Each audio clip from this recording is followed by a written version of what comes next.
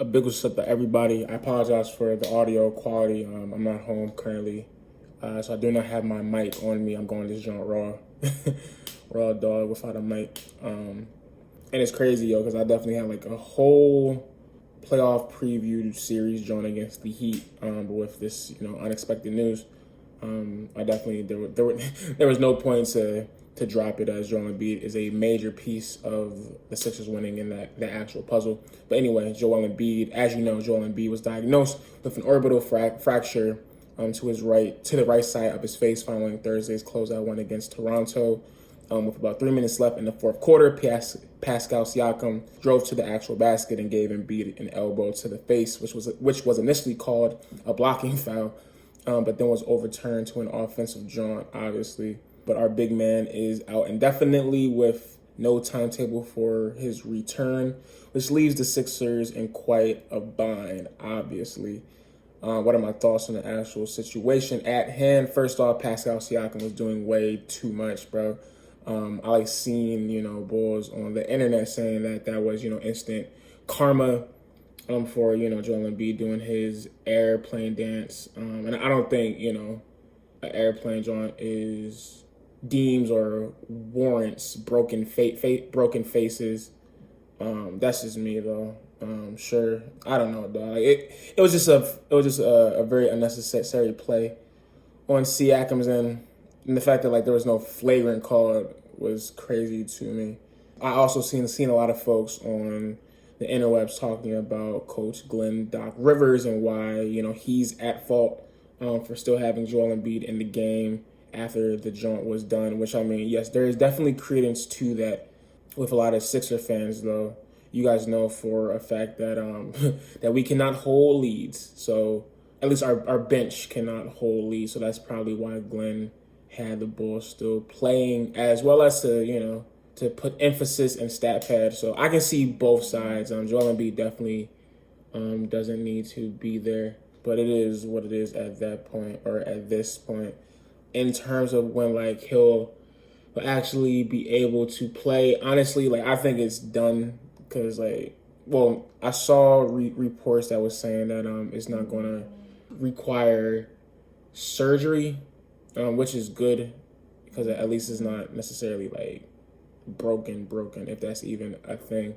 But I don't know, bro. This man he's just too hurt. I honestly do not see him playing ball again until Game 4, which is next Sunday on the 8th, and that's being high end, hopeful. I honestly don't see Joel Embiid coming back no time soon. Now there definitely is a possibility, but I really just don't, see it. So in that case, that just throws the actual complete game plan of how to beat the Heat out of the window, because we all know that Joel Embiid, the process, is the straw that stirs the 76ers drink, and he has been carrying the squad throughout the whole season, throughout, all the BS, the drama, all the hearsay. Joel Embiid is the reason why we indeed got the 4th seed. So obviously, looking at the Heat series, it's clear James Harden is going to have to step up. I know he's sick though, because he definitely came here thinking that he could be a Robin to someone's Batman, and come to find out in round 2 he's going to have to step the hell up. So of course, if Harden doesn't step up, then it's chalk. But of course, you are going to need more from Tyrese Maxey and Tobias Harris.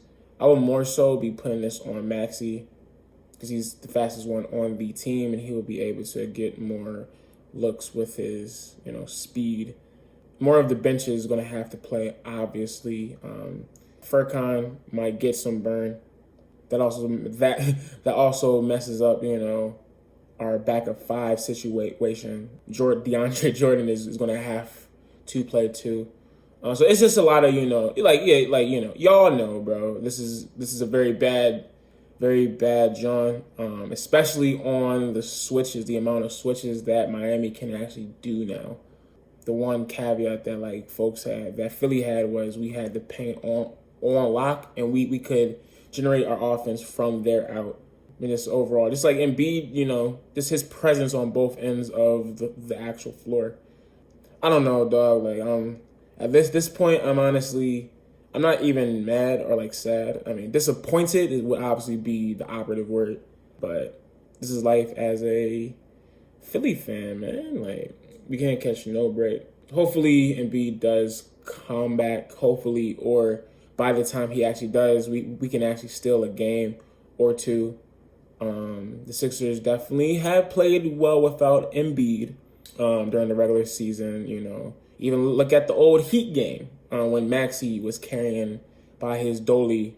There's also other games, you know, against the Grizzlies as well, where we did play good, you know, quality ball without Joel Embiid. But this is a this is a totally different beast. The playoffs is a totally different beast. So I don't know, dog. Guess that's about it. Bro, I'm so tight because I definitely had like a full breakdown joint of the series.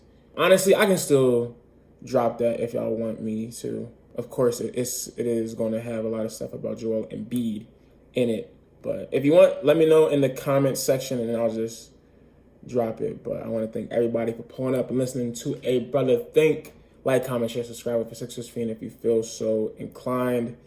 Joel Embiid is injured. I'll talk to y'all next time. Stay safe, y'all. Peace.